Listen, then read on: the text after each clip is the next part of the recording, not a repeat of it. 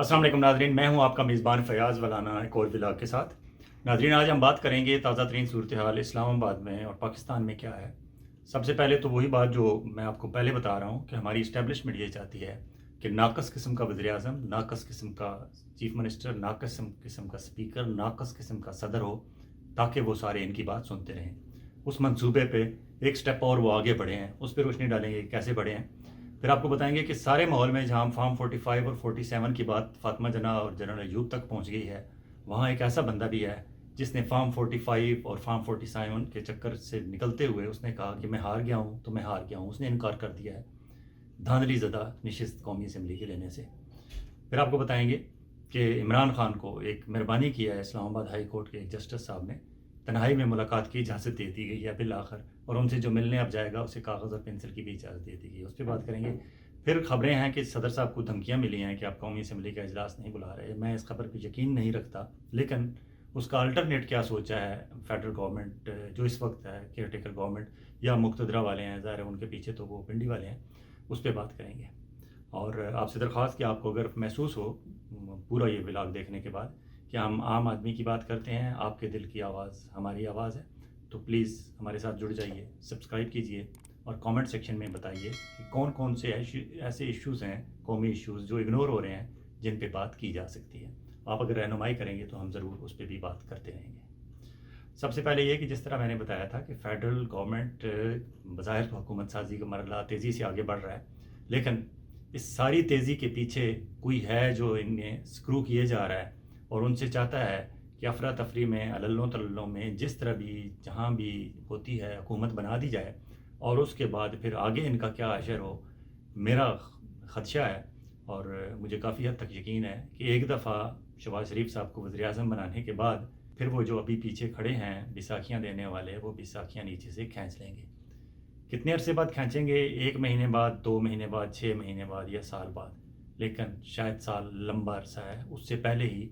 क्योंकि अभी मुस्लिम लीग नून के मियाँ जावेद लतीफ़ जो इलेक्शन तो हार चुके हैं, लेकिन चूँकि उन्हें मियाँ नवाज शरीफ साहब का तर्जमान समझा जाता है, वो अभी से कह रहे हैं कि इलेक्शन फौरी तौर पर दोबारा अनाउंस किए जाएँ, पब्लिक के पास दोबारा जाया जाए, ताकि फ्रेश मैंडेट लिया जाए और क्लियर कट मैंडेट लिया जाए।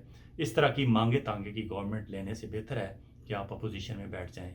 लेकिन मियाँ जावेद लतीफ़ साहब की कोई सुन नहीं रहा। अलबत्ता वो अभी तक आखिरी इतलात आने तक वो भी मुस्लिम लीग में शामिल हैं और मियाँ नवाज शरीफ साहब बज़ाहिर खामोश बैठे हैं, लेकिन वो जो सब देख रहे हैं और उनसे बर्दाश्त नहीं हो रहा। लेकिन इस सारे अमल के दौरान एक उनके लिए खुशी की खबर है कि उनकी सबजादी वज़ीर आला पंजाब मरियम नवाज़ बन चुकी हैं। जिस तरह बताया था कि इस्टेब्लिशमेंट वालों की कोशिश है कि प्राइम मिनिस्टर नाकस हो, नाकस इस तरह कि नशिस्तें पूरी नहीं हैं कौमी असम्बली की।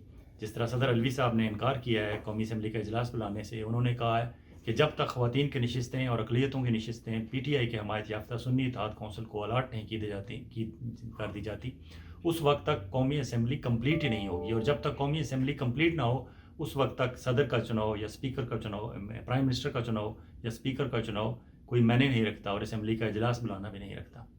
उन्होंने 2 दफ़ा रिजेक्ट कर दिया असम्बली, और अब सुना है कि पार्लियामेंट सेक्रेटेरिएट में जो इस वक्त सिटिंग स्पीकर कौमी असम्बली परवेज़ अशरफ साहब हैं, उन्होंने अपने स्टाफ से मशवरा किया है और उन्होंने कुछ आर्टिकल 92 बताया गया है कि उसके तहत आप इजलास बुला सकते हैं, लेकिन आपको वेट करना पड़ेगा 29 फरवरी तक। अगर सदर ममलकत 29 फरवरी तक कॉल नहीं करते असम्बली, तो फिर आप अपने आइनी इख्तियारात इस्तेमाल करते हुए सेक्रेटरी जो हैं कौमी असम्बली के, वो इजलास तलब कर सकते हैं।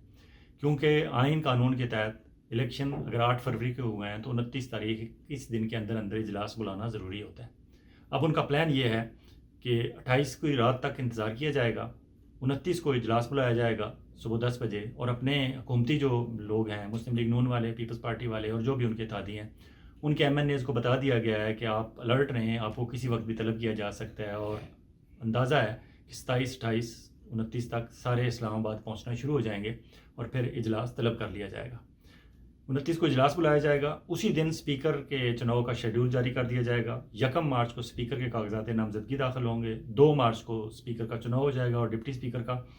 3 मार्च को कागजात नामजदगी प्राइम मिनिस्टर के ओहदे के लिए उसका शेड्यूल अनाउंस किया जाएगा और 3 मार्च को कागजात नामजदगी ले जाएंगे प्राइम मिनिस्टर के ओहदे के जो उम्मीदवार होंगे, शहबाज शरीफ होंगे और अपोजिशन की तरफ से जो भी होंगे। 4 मार्च को वज़ीर आज़म का चुनाव होगा और उनकी कोशिश ये है कि 9 मार्च को सदर का चुनाव हो जाए। लेकिन इस सारे अमल के दौरान یہ ناقص پرائم منسٹر کا چناؤ ہوگا اور ناقص ہی پریزیڈنٹ کا چناؤ چاہتی ہے ہماری اسٹیبلشمنٹ. کیوں کہ وہ انہیں اپنے نیچے رکھنا چاہتی ہے تاکہ انہیں ہر وقت ان کے سر پر یہ تلوار لٹکتی رہے کہ آپ تو صحیح پرائم منسٹر ہی منتخب نہیں ہوئے تھے, آپ تو صحیح صدر ہی منتخب نہیں ہوئے تھے. کیونکہ جب آپ کو منتخب کیا گیا تھا اس وقت پوری اسمبلی پوری نہیں تھی, صوبائی اسمبلیاں پوری نہیں تھیں, وہاں پی ٹی آئی کی خواتین کی نشستیں اور وہ اس وقت خالی پڑی تھیں, اس لیے آپ کا چناؤ غلط ہوا ہے. کسی وقت کوئی بھی بندہ سپریم کورٹ میں جا کے اس کو چیلنج کر سکتا ہے اور جب چیلنج کیا جائے گا تو پھر سپریم کورٹ کی مدد سے انہیں مینیپولیٹ کیا جا سکے گا. ہماری اسٹیبلشمنٹ کی آلویز یہی کوشش رہی ہے کہ کوئی بھی الیکٹڈ پرائم منسٹر ہو, چاہے وہ پیپلز پارٹی کا ہو, پی ٹی آئی کا ہو یا مسلم لیگ نون کا ہو, وہ ہمارے زیر تسلط رہے, ہمارے نیچے رہے اور اس کے اوپر کوئی نہ کوئی تلوار لٹکائی رکھی جائے تاکہ ان سے اپنی مرضی کے کام لیے جا سکیں. یہ ان کی اسٹیبلشمنٹ کی پالیسی ہے اور اب تک وہ اس میں کامیاب ہیں کہ الیکشن کمیشن آف پاکستان کو ابھی تک سنی اتحاد کونسل جو پی ٹی آئی کے حمایت یافتہ ہیں انہیں خواتین کی نشستیں دینے سے روک کے رکھا گیا. آج سماعت ہوئی ہے, نوٹسز جاری کر دیے گئے ہیں. اب الیکشن کمیشن آف پاکستان کے پاس دو راستے تھے. ایک یہ کہ وہ باقاعدہ اس کی جو سنی اتحاد کونسل والوں نے اپلیکیشن دی ہوئی ہے اس پہ سماعت کرتے, اور اطلاعات یہ ہیں کہ سنی اتحاد کونسل کے جو چیئرمین ہیں صاحبزادہ حامد رضا صاحب, انہوں نے صرف ایک اپلیکیشن دی ہے کہ خواتین کی نشستیں الاٹ کی جائیں, انہوں نے ساتھ کوئی فہرست نہیں دی. تو الیکشن کمیشن ان سے یہ بھی پوچھ سکتا ہے کہ آپ نے فہرست کیوں نہیں دی, کیا آپ کو یقین نہیں تھا کہ آپ کو سیٹیں مل جائیں گی, یا آپ سمجھتے ہیں کہ یہ آپ کا حق آپ سے چھینا جا رہا ہے. ایک طریقہ یہ تھا کہ رائٹ اوے وہ صرف اپنے قانونی مشیران سے مشورہ کر کے ایک آرڈر جاری کر دیتے.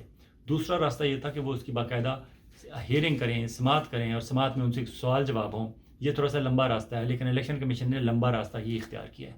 اب کل انہیں طلب کیا گیا ہے الیکشن کمیشن آف پاکستان میں سنی اتحاد کونسل کے صاحبزادہ احمد رضا کو بھی بلا لیا گیا ہے, لیکن اس دوران ہی مولوی اقبال حیدر ایک نوٹوریس کریکٹر ہیں اسلام آباد میں, جن سے جب بھی ہماری اسٹیبلشمنٹ چاہتی ہے ان سے کوئی نہ کوئی آئینی معاملے پہ, قانونی معاملے پہ application supreme court, high court یا الیکشن کمیشن میں دلوا دی جاتی ہے. مولوی اقبال حیدر سے ایک اپلیکیشن دلوا دی گئی ہے. مولوی اقبال حیدر نے کہا ہے کہ سنی اتحاد کونسل کو پارلیمانی پارٹی کا سٹیٹس ہی نہ دیا جائے, وہ اس قابل ہی نہیں ہے کہ انہیں پارلیمانی پارٹی کا سٹیٹس دیا جائے. اب یہ کل 5 رکنی جو الیکشن کمیشن ہے اس میں ایک چیئرمین ہوں گے, 4 ان کے صوبائی ممبران ہوں گے, چاروں صوبوں کے جو ممبران ہیں وہ اس کی ہیئرنگ کریں گے اس کیس کی, اور اب اس کی باقاعدہ سماعت میں بحث ہوگی اور ان کی کوشش ہے کہ اس میں مولوی اقبال حیدر کو بھی بلا لیا جائے اور اس کے بھی اعتراضات سن لیے جائیں. اب اگر یہ اعتراضات کھیلنا شروع ہو گئے تو یہ تو 2-3-4 دن گزر جائیں گے اسی معاملے میں, اور پھر ظاہر ہے ان کی سیٹیں خواتین کی نشستیں اور منارٹیز کی نشستیں جو ہیں اپوزیشن کی, پی ٹی آئی والوں کی اور سنی اتحاد کونسل کی, وہ لٹکی رہیں گی. اس دوران ہی وہ اسمبلی کا اجلاس بلا کے وزیر اعظم کا چناؤ کر لیں گے, کیونکہ انہیں خدشہ ہے کہ کوئی پتہ نہیں آخر میں جا کے پھر شہباز شریف کے نمبر پورے نہ ہو سکیں. حالانکہ اچھے خاصے انہوں نے پورے کر لیے ہیں فارم 45 کو پیچھے چھپا کے فارم 47 کی مدد سے. پھر ان کی کوشش ہے کہ اسی طرح ایک ڈیفیکٹیو قسم کا پرائم منسٹر منتخب کرنے کے بعد ایک ڈیفیکٹڈ قسم کا پریزیڈنٹ بھی چن لیا جائے, خواتین کی نشستیں اور مینارٹیز کی نشستیں پی ٹی آئی کی باہر رکھ کے, کیونکہ چاروں صوبائی اسمبلیوں سے بھی اگر ان کے بندے نہیں آئیں گے تو آبویسلی نمبر کم ہو جائیں گے. اب صدر کے چناؤ کے لیے سادہ اکثریت چاہیے ہوتی ہے. زرداری صاحب کو سادہ اکثریت سے پریزیڈنٹ آف پاکستان تو بنا لیا جائے گا, اور بعد ازاں اگر خواتین کی نشستیں دے بھی دی جائیں تو پھر وہ اتنی نشستیں نہیں ہوں گی, کیونکہ امپیچمنٹ کے لیے جب مواخذے کی تحریک ہوتی ہے, صدر کو ہٹانے کی تحریک, اس کے لیے 2/3 میجارٹی چاہیے ہوتی ہے. تو 1/3 سادہ اکثریت سے زرداری صاحب کو بنوا دیا جائے گا, خواتین کی نشستیں اور مائنارٹیز کو آؤٹ رکھ کے. حالانکہ نمبرز کی بھی جمع تفریق ہو رہی ہوگی, اگر کافی ڈفرینس ہوا تو مے بھی الیکشن کمیشن نشستیں دے بھی دے مرکز میں یا کچھ صوبوں میں. لیکن اس وقت زرداری صاحب کو یہ خدشہ ہے کہ کوئی پتہ نہیں مجھے پورے نمبر نہ ملیں, پورے ووٹ نہ ملیں, میرے ساتھ ہاتھ نہ ہو جائے. تو وہ ان کی کوشش یہ ہے, اور ابھی تک راجہ سکندر سلطان چیئرمین الیکشن کمیشن ان کے ساتھ ان کی ہیلپ کر رہے ہیں. صدر صاحب کے بارے میں ایک افواہ اسلام آباد میں یہ ہے کہ انہیں دھمکی دی گئی ہے, دھمکیاں دی گئی ہیں نامعلوم افراد کی طرف سے کہ آپ اجلاس کیوں نہیں بلا رہے. میرے خیال میں اس خبر میں اتنی حقیقت نہیں ہے کہ انہیں دھمکیاں دینے کی ضرورت نہیں ہے. اگر انہوں نے جانا ہے تو وہ سیدھے جا کے ان سے بات کر سکتے ہیں, جس طرح پہلے ایک دفعہ ہمارے آرمی چیف اور DGISI اسلام ایوان صدر میں جا کے صدر صاحب سے ملے تھے, اور اس کے بعد پھر صدر صاحب آپ کو پتہ ہے حج پہ چلے گئے, اور حج اور عمرے انہیں یاد آ گئے اس موقع پہ جب کہ ان کی پارٹی ایک مشکل میں پھنسی ہوئی تھی. اور بعد ازاں جب ان کی ایبسنس میں چیئرمین سینٹ صادق سندرانی نے ایک قانون ایسا پاس کر دیا کہ جتنے 9 مئی اور اس طرح کے واقعات میں ملوث لوگ ہیں ان کے کیسز آرمی میں ٹرائل کیے جا سکتے ہیں, آرمی کورٹس میں. صدر صاحب نے واپس آ کے کہا کہ میں اس سے اتفاق نہیں کرتا, میں چھٹی پہ تھا, لیکن اب اس کے تحت جن جن لوگوں کو سزا ہوگی میں ان سے معافی چاہتا ہوں. یہ صدر علوی صاحب کا کمزور ترین سٹانس تھا. اب صدر الوی صاحب کو نظر آ رہا ہے کہ ہفتے 10 دن کی کھیل ہے، میں تو ایوان صدر سے اب چلا جاؤں گا. اب جاتے جاتے وہ اپنے پی ٹی آئی کے لوگوں کو بتانا چاہتے ہیں کہ نہیں میں نے سٹینڈ لیا ہوا ہے، حالانکہ سٹینڈ انہوں نے ایسا ہی لیا ہوا ہے جس طرح کا وہ پہلے ملٹری کورٹس کے حوالے سے انہوں نے لیا تھا.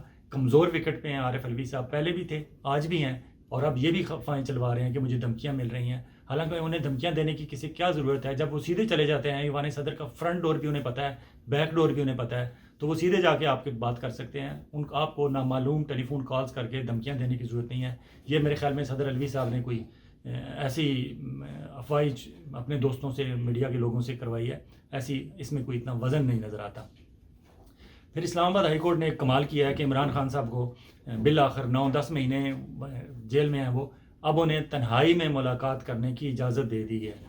واہ جی واہ، اسلام آباد ہائی کورٹ کا بڑے ٹائم پہ خیال آ گیا کہ عمران خان کو تنہائی میں ملاقات کی اجازت دی جانی چاہیے. حالانکہ شیر افضل مروت کہتے ہیں کہ آج تک ہم جتنی دفعہ عمران خان سے ملے ہیں 2 فرشتے ہمیشہ وہاں کھڑے رہے ہیں، اور یہ فرشتے وہ انہیں ISI اور MI کے لوگوں کو کہہ رہے ہیں، وہ ہر وقت وہاں موجود ہوتے تھے، ہر قسم کی ملاقات کی. چاہے عمران خان کی اپنی اہلیہ سے بھی ملاقات ہوتی تھی، وہاں بھی ISI اور MI کے 2 بندے کھڑے رہتے تھے، جو کہ انتہائی غلط بات ہے.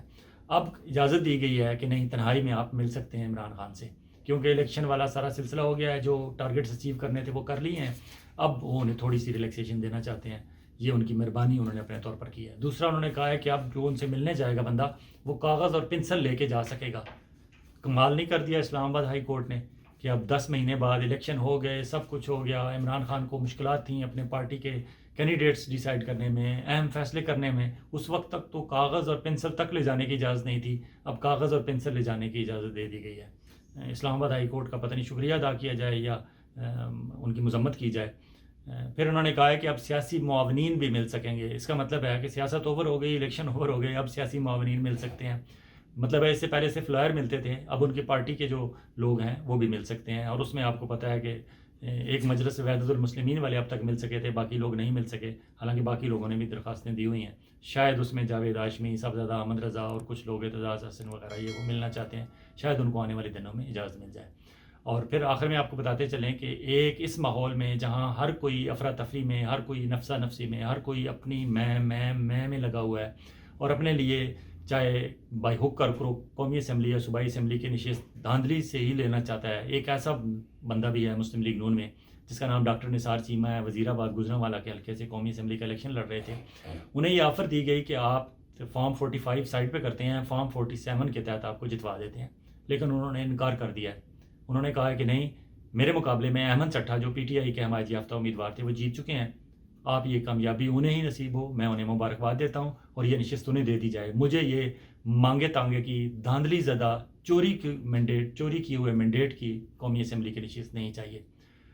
Thanks to doctor Nisar Cheema, salute, all credit goes to him. اور وزیر آباد اور گوجرانوالا کے لوگوں کا بھی انہوں نے سر فخر سے بلند کر دیا کہ جہاں پاکستان بھر میں ہر بندہ صرف قومی اسمبلی کی تنخواہ اور قومی اسمبلی کی مراعات لینے کے لیے، اور حکومت میں اور گاڑی کے اوپر آگے MNA کی پلیٹ لگوانے کے لیے ہر بندہ ہر قسم کے قواعد و ضوابط کو اور ہر قسم کی دھاندلی کے لیے تیار بیٹھا ہوا ہے. ایک ڈاکٹر نثار چیمہ، اس پنجاب کی مٹی نے ایک ایسا بھی ہمیں بیٹا دیا ہے جس نے اس دھاندلی زدہ قومی اسمبلی کی نشست قبول کرنے سے انکار کر دیا ہے.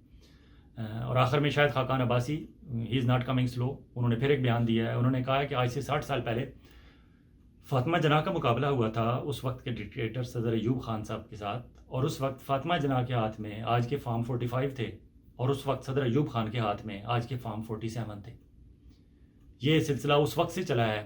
اس وقت کسی اور شکل میں دھاندلی کی جا رہی تھی، آج کسی اور شکل میں دھاندلی کی جا رہی ہے. لیکن مجھے لگتا ہے انہیں، شاید خاقان عباسی نے کہا ہے کہ شاید اس وقت فارم 45 فاطمہ جناح کے ہاتھ میں تھے، اور آج کے فارم 47 ایوب کے ہاتھ میں تھے، جو آج شہباز شریف اور نواز شریف کے ہاتھ میں ہیں. اجازت چاہیں گے، بہت جلد ایک اور ویلا کے ساتھ آپ کی خدمت میں حاضر ہوں گے. اس وقت تک اپنا اور اپنے گرد و نواح کے لوگوں کا اسی طرح خیال رکھیے گا جس طرح آپ چاہتے ہیں کہ آپ کا خیال رکھا جائے.